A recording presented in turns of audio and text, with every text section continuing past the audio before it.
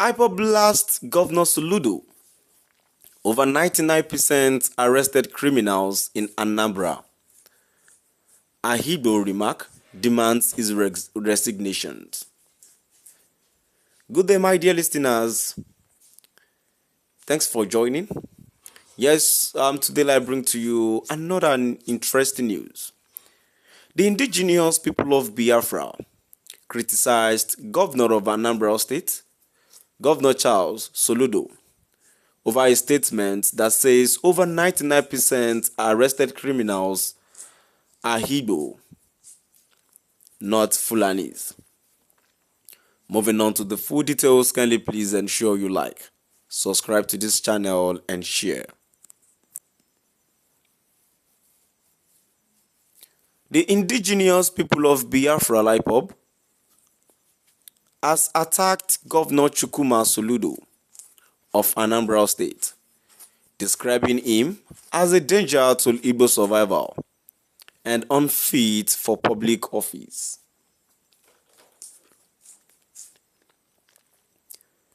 The attack followed his recent comment, alleging that about 99% of Igbo youths are responsible for a wave of kidnappings and killings in the southeast, not killer herdsmen.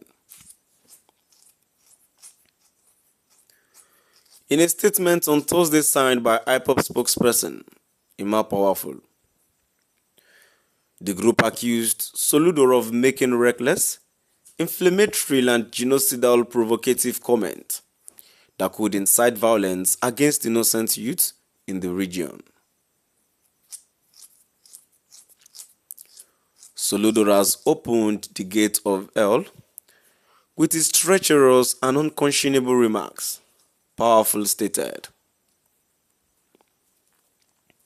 He has handled the enemies of Igbo, a poisoned weapon laced with blood. A weapon that will be used to justify extrajudicial killings, mass arrests, illegal raids, and genocidal actions disguised as security operations.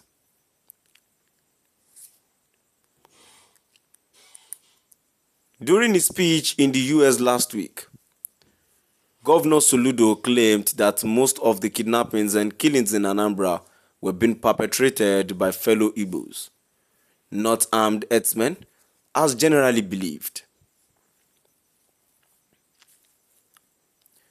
However, Ipob stated that the governor's claim lacked investigative backing and served only to endanger young people in the region. The group linked the claims to what it described as a broader campaign of state-backed violence and alleged Fulani military aggression in the southeast.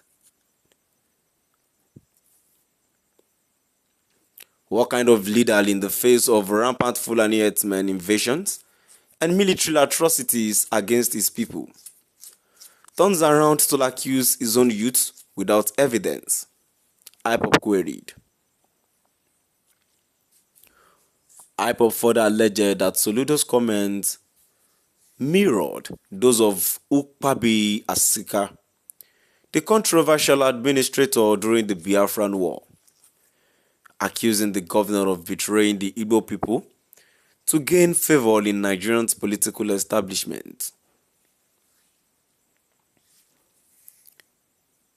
The separatist group, which continues to advocate for an independent state of Biafra, also renewed its call for the release of its detained leader, Nnamdi Kanu, alleging that Soludo has abandoned earlier efforts to secure Kanu's freedom. Soludo's real aim is now clear: to maintain favor with his Fulani masters by helping sustain the illegal and unconstitutional detention of Mazi Nnamdi Kanu, Ipob claimed. The same Soludo who wrote a pretentious article in 2023 calling for Kanu's release has now betrayed that position. The group challenged the governor to provide evidence for his claims about youth involvement in violent crimes.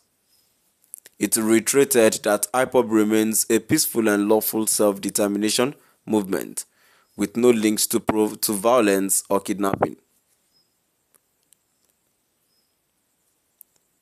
Ipob warned Soludo to desist from dangerous rhetoric and demanded his resignation, stating, "Such a man has no business in public office.